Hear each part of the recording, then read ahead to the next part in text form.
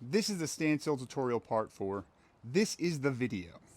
This is the one that's going to change your disc golf career trajectory, right? Whether you're trying to go pro, whether you're an AM, whether you're just someone who's playing casual with your friends and you want to outdrive them on the course, this video is going to be the one that makes the change, okay? If you feel like you're someone who's been spinning your wheels to add distance to your backhand, add accuracy to your backhand, add distance to your forehand, this video is going to go over exactly how to do that. And I promise you, it will work if you just watch and listen until the end, okay? This is the most important video in this series. It's where I'm going to address how to train for disc golf as if it were a sport, okay? It is a sport. You need to train if you want to get better at it, okay? So in this video, we're going to address 1, how to analyze and diagnose your own form issues and whether you need a coach or not, okay? We're going to go over how to program your training around playing disc golf, recovery, that kind of stuff. We're going to go over diet and fitness, how you can take maybe the imbalances in your body or the things that are really hurting your disc golf throw and do exercises and physical therapy to actually fix those movement patterns and give yourself the ability to throw farther. Okay? How to phase your training. So some of you are going to be in a beginning spot and some of you are going to be closer to an advanced spot. We're going to go over what you should be doing each week to actually make progress from wherever you are. And if you stay tuned to the very end, I have a special little surprise, something to do with accountability and a support group. All right, this isn't going to be a flashy video. It's going to be kind of long. I don't expect you to watch it all in one sitting, but please watch it to the end, and I guarantee it will change how you think about training, okay? The first thing we're going to go over is how to diagnose issues, right, and how to fix them. So the first thing I want to talk about is the tech disc, okay? There's a link to buying this in my comment section. You don't have to use that link. I don't care, okay? It doesn't make that big of a difference to me. It's not like I get hundreds of dollars for every tech disc you buy. Whatever you do though, find one of these.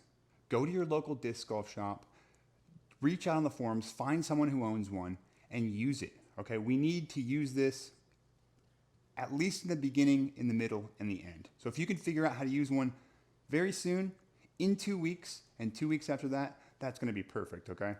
This disc is going to change how people train for disc golf, and it already is. Look at the pros. They're all using this thing, okay? Look at the coaches. They're all getting on board. If you're a coach and you don't have one of these, you're failing, in my opinion, okay? This gives you more information about your throw, which allows you to figure out exactly how you need to fix it, okay? So get one of these or use one of these if you don't have the means to get one. But it's going to be very effective in helping you figure out what's wrong with your throw and progress, okay? The next thing we're going to talk about is video review. I don't recommend using a tech disc in a vacuum, okay? You need to use a tech disc in tandem with reviewing your own videos. It's very, very, very important. And on top of that, you need to take videos of yourself on the course actually playing, okay? If you watch my last video, my course play, my form looks a lot different on the course than it does in front of the net, okay? When I'm focused on hitting a line, when the tee pad is a little bit slanted, a little bit slippery, things go differently. And I have to figure out exactly what's going on and convert my form to be able to perform in, all environments. So we need to take video review. The next thing you need to do is watch your video back, go back in the Standstill tutorial, go to part 1, go to part 2, go to part 3, okay? Figure out, what am I doing wrong? I laid out some rules in each of those videos, right? And they're not crazy specific rules. They're not saying your foot needs to be here, needs to be there, your ankle needs to be at this angle. Okay, they're pretty broad because I believe there are a billion different ways to throw correctly, okay? So just go back, find the rules, right? You do need to get some weight on your heel, right? You do need to have your elbow up. There's some things you need, some guidelines you need to follow. And then everything else, it's your style, it's your body. You figure out how to throw best, okay? Go back, cross-reference your video to those tutorials and say, am I breaking any of these rules? Okay? Figure out what rules you're breaking and start trying to fix them. I'm going to continue putting videos out on YouTube, shorter ones that are specific, like coaching tips for such things such as getting your elbow up, right? Maintaining a bent torso, all the little things. I'm going to put out tutorial videos on how do I actually fix if my elbow drops in the throw, okay? Keep tuning into this YouTube channel. I'm going to try to help you guys out with fixing these things, but I guarantee you there are a ton of stuff. There are a ton of references to watch online. If you have elbow drop, there are 50 videos out there on how to fix elbow drop. You need to say, okay, I have elbow drop. How do I fix it? Go look at these videos, go figure out what you need to do and try things, right? That's one of the reasons the tech test is so helpful. It's one of the reasons video is so helpful. You can try different things, then look at your form on video or look at your stats on the tech disc and figure out, did that help or did that not help, okay? Let's talk about the perfect form, okay? I think a lot of coaches try to teach the perfect form, okay? Biomechanically, how do we get as much energy as we possibly can into the disc? I want you guys to understand there's a range of acceptability, okay? You might be good at 2 of the 8 things, but you're so good at those 2 of the 8 things, you could still break 500, 450, wherever you're at in your disc golf career, right? My form is not perfect. None of the pros' forms are perfect, right? Nobody's throwing with perfect form. So trying to put that on yourself, like I need to have perfect form before I can start throwing hard. That's not true, okay? You need to focus on what you're good at, try to stay within the guidelines, not break the big rules, right? And get better, get more efficient. That is how you're gonna add distance to your backhand. Next, we're gonna talk about how to program your training, okay? I know playing on the course takes precedence. Good weather makes you wanna go play with your friends, stuff like that. You can't be training all the time, okay? Some of you guys have a lack of time. You don't have the time and energy to spend 2 hours 3 times a week training, right? So we're gonna get into that. 1, a little bit goes a long way, okay? The way your body moves, like makes muscle movement patterns, right? A little bit of training and then sleeping, and a little bit of training and then sleeping is gonna sharpen that movement pattern, even if you only get 10 or 15 minutes in, okay? So if you can, buy a net or go to a field and just get a little bit in 3 times a week. 10, 15 minutes is more than enough. You're gonna see improvement if you do focused training, a few times a week, and it doesn't have to be for hours at a time, okay? The best way to get better, right, is to throw a lot. And it doesn't all have to be full power, but you wanna get a lot of reps in, especially once you get your form down, okay? In the beginning, you're gonna have to be focusing on one thing at a time and doing focused reps. I need to keep my elbow up, right? I'm gonna do 50 reps of keeping my elbow up, and that's it for the day. Do the reps, go back and watch the video. Did it work? Did you keep your elbow up? If not, you need to do a little research, find something else, find another external cue. Come back to this channel where I might have another external cue and figure out how you can actually get that up on video and do reps until it becomes more natural for you, okay? The next thing is scheduling your training sessions. So there's 2 parts of training really, volume and intensity, okay? And you don't wanna have both of them be high at the same time most of the time. There are times for that during peaking, but most of the time you either wanna do a lot of volume of something like, oh, I figured out how to keep my elbow up. Now I'm gonna do 100 reps 3 or 4 times a week of just keeping my elbow up at 50 miles an hour or with putters or whatever you wanna do. And then there's intensity. As you get better and you wanna actually add speed to your current throw, okay, you need to start working on intensity. That means throwing hard, okay? So it might be less, but you're gonna throw more hard shots. So this is where you would be trying to break your speed. This is where you're trying to tax your actual muscles that are throwing the disc, make them sore, right? And then recover them so they're stronger the next time. The last thing is prioritizing recovery. It is very important that you keep your recovery high if you want to add muscle and sharpen these movement patterns, okay? Your body can only work with what you give it. So you need to be eating right and sleeping right. And you have to be resting, right? I recommend two rest days a week. So if you're playing 3 days a week and you're training 2 days a week, you're taking two days a week off for rest. That is kind of going to give your body time to repair fully everything that you're now working with your new throw. I've had comments of people who tried, standstill throws and had never tried them before and talked about their elbow hurting. Yeah, your elbow is gonna hurt when you start adding speed to your throw. Your elbow's never seen that kind of speed. It's never felt that kind of snap. And obviously, you haven't trained it to snap open at high speed, okay? So we need to systematically increase the volume and intensity as our body allows us. Let's talk physical fitness and diet, okay? The goals here are to reduce our injury risk, right? Increase our actual physical performance so we have more power to put into the disc, and to kind of make sure we have enough recovery so we can perform when we need to on the course. The first tip is eat more, okay? When you're training hard for any sport, you have to increase your caloric intake. Okay, you're gonna be spending calories on doing these reps, on building this muscle, all of this stuff. So you need to be eating more. Obviously, if you're overweight, keep it minimal. But if you're a normal average person and you're gonna start training like this, you need to be eating a bit more than usual. So your body has more than enough to work with.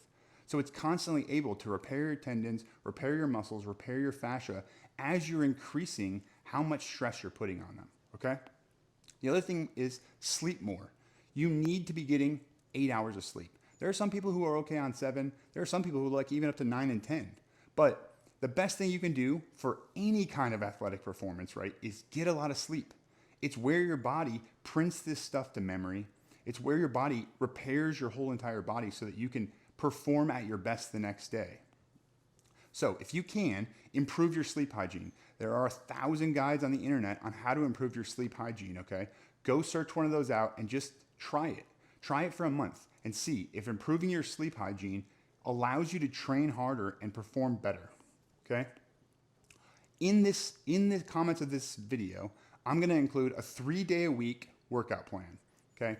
This is for those of you guys who think, you know what, I'm just not quite in physical shape to do this yet. I can't add speed to my throw just yet because my body can't handle it. I can feel that it's getting too stressed.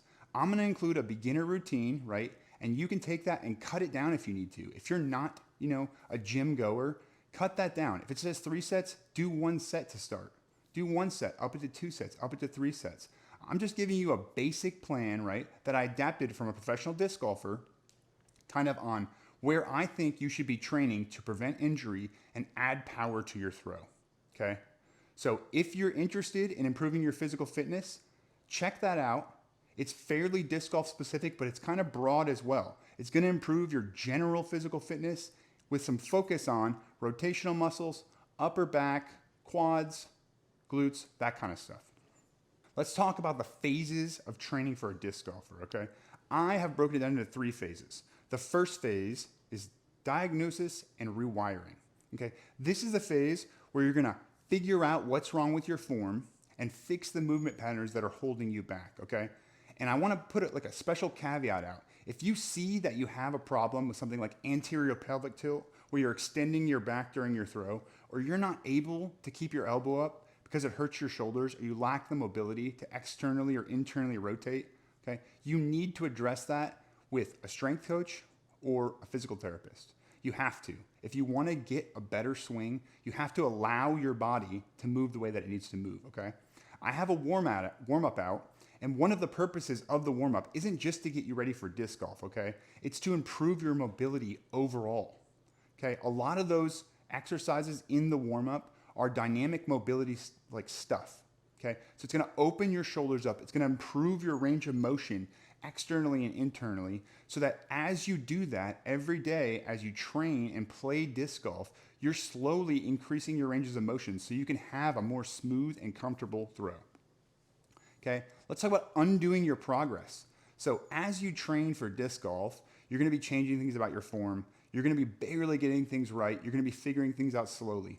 If you go to the course and try to play your best during that time, okay, what you're gonna end up doing is going back to your old habits. It's what your body knows, and it's how your body knows that it can hit the shot or perform a certain way. So you need to really focus on, when you're trying to change things, keeping them how you want them to be. Whether that means you're gonna play good or bad, for at least some period of time while you're training your throw, you have to allow yourself to play a little worse, okay, to get better in the end. If you don't do that, what's gonna end up happening is you're gonna make changes. You're gonna print movement pattern changes to your body, right? And then you're immediately gonna go to the course and undo that printing and reprint the old stuff. We don't want that, right? We're trying to change the movement patterns for the better, right? So we keep them going forward. If we just keep going back and forth and doing them and undoing them, we're just gonna spin our wheels. So I think that's where a lot of people mess up, right? They do training for disc golf, they watch videos, they do form cues, and they get something figured out once or twice here and there. But then as they go to the course and try to actually play good, right, they just undo those changes and get right back to where they were. then they just get frustrated and give up. Let's talk about hunting for power. So if you're one of these phase 1 guys who's in the diagnosis portion, I don't want you hunting for power just yet, okay? We're gonna get there in phase 2 and 3, we're gonna add power to our throw. But if you're in the phase where you need to change movement patterns, okay, you should be doing them at lighter loads, okay? If you have a problem with back extension, for example, right? I don't want you trying to keep your back straight and throw as hard as you can. You can't do that yet. Your body's not ready. We need to stretch the muscles of the back out, strengthen the abdominal muscles to keep ourselves in a more naturally neutral position, and then we can start pushing for power. So if you're in this first phase, try not to hunt for power too much. I know it's freaking hard. Everybody loves to see big numbers. Everybody loves to see discs fly, but do your best to really focus up. All right, phase 2 is adding power and consistency, okay? So this is where we're gonna start incorporating full power days. This is important. So I do power days in my training once a week, okay? So one day a week, I'll basically go to the net or go out to the field and I'll start ripping. And that means trying to break records, okay? So that when we do this, we're gonna take a little bit of a longer break between our throws so we can kind of fully recover our muscles. I recommend 50 seconds, right? And our session is gonna be shorter because our intensity is so high. So I like to do 3 10-minute sessions of this. So I'll go out there, I'll throw, the next minute I'll throw, and I'll do that 10 times. Then I'll take a 10-minute break, go back out there, 10 more throws. So overall, we're getting 30 throws in, but they are focused on trying to break my record, trying to keep the pieces exactly where they need to be and pump power into the frame I've built, okay? So if you're in this phase, I recommend 1 full power day a week where you're actually taxing your muscles, right? And forcing them to adapt and change to make you stronger in these areas. Second day, accuracy and consistency. So this is where you're either gonna go to the net and you're gonna focus on your launch and your nose angle with a tech disc, right? Or you're gonna go to the field and you're gonna focus on taking your form that you've been working on with your added power, right? Not going 100%, but say 90% and trying to hit lines, hit hyzer angles, hit anhyzer angles, different elevations, right? This is where we're gonna actually focus on what we're gonna do on the course. We need to take this power that we're gaining and actually put it onto the course. So you need a day to focus on putting everything together and focusing on the smaller numbers, your spin, your launch, your nose, how the disc actually flies with the new power you just added. The last thing for phase 2ers is field work. You need to be doing some field work. I recommend 1 day a week, okay? So in this kind of program I'm putting together, phase 2ers will be doing 3 days a week, right? They would be doing a power day, right? An accuracy day, and then just straight up field work where we're getting reps in, we're getting used to how our discs fly with the new added power, the new added spin. So we have 3 training days per week, let's say 2 disc golf days per week, and 2 rest days per week, okay? Let's talk phase 3. So phase 3 is maintenance and check-ins, okay? This is where you're pleased with your form, you're throwing as far as you wanted to throw, right? And now you're maintaining your form and checking in every once in a while. So warming up for rounds is very important. Continue doing the warm-up. It's what's gonna keep you mobile and keep you able to throw these same kind of shots. The other thing is, when you get to the course, do some drills if you need to. If you have things that you know kind of move out of place every once in a while, like for me, right? I end up reaching behind myself sometimes and my counterweight doesn't quite get to the right position yet. It's something I'm working on. I just recently changed my counterweight. So when I get to the course, what I need to do is do some 1-leg drills, right? To make my body remember the counterweight needs to be here, right?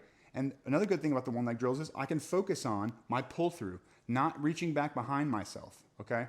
So when you get to the course, do the drills that you know you need to do, right? To keep your form crispy. If you do them before the round, you're gonna be surprised at how much they actually stay there during the round. You're just kind of reminding your body, here's what I want you to do, okay? And very, very, very successful disc golfers do this. I had a chat with Nick Crush. He's been doing some drills before his fieldwork sessions where he's trying to break a ridiculous record, and the drills are helping him maintain form while adding power so well, okay? Performance metrics. It's easiest to check these with a tech disc, but you can also do something like throw a putter in a field, throw a driver in a field, and record these distances. Okay, you need to know if your throw is getting worse or getting better or staying the same, right?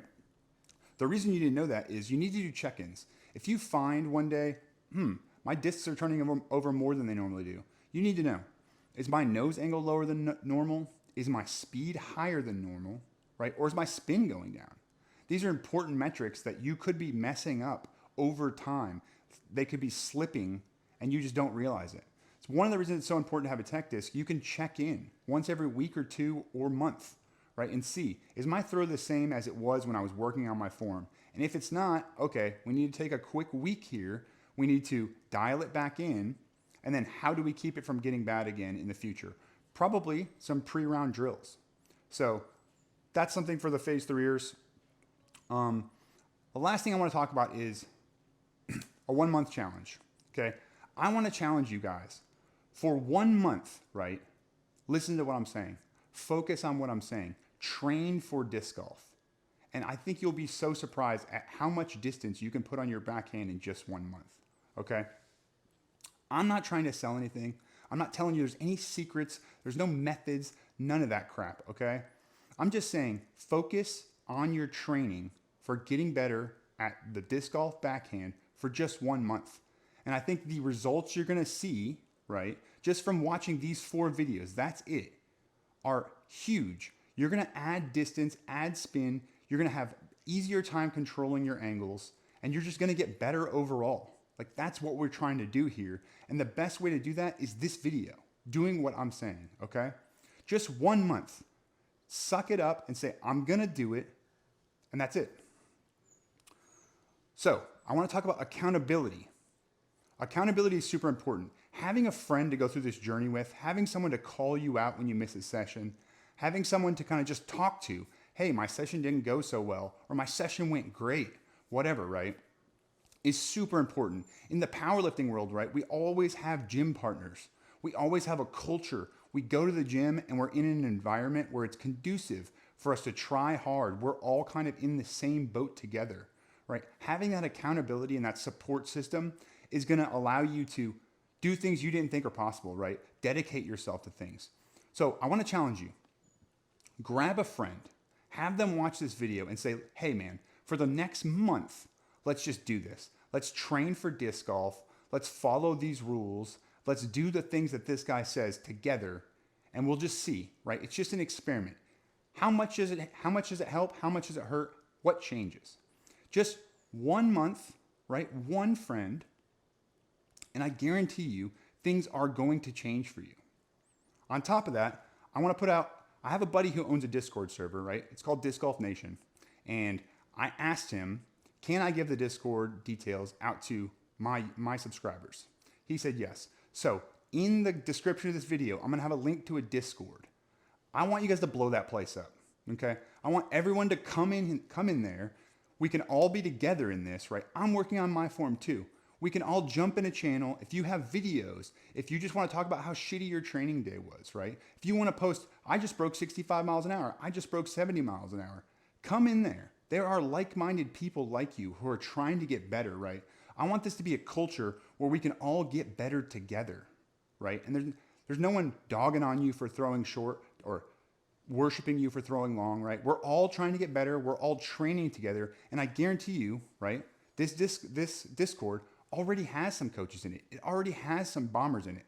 So if you want people who can spot, hey, here's what you're doing wrong, or hey, you're in anterior pelvic tilt, you need to do X, Y, and Z, come over, right? We welcome you. So that's my challenge to you guys. 1 month, right? Become a member of the Discord. No strings attached. Doesn't cost you anything. Doesn't hurt you in any way. Grab a friend who can go through this journey with you and follow this video's advice. And I promise you, you're going to see huge changes in your throw. Thanks. Peace.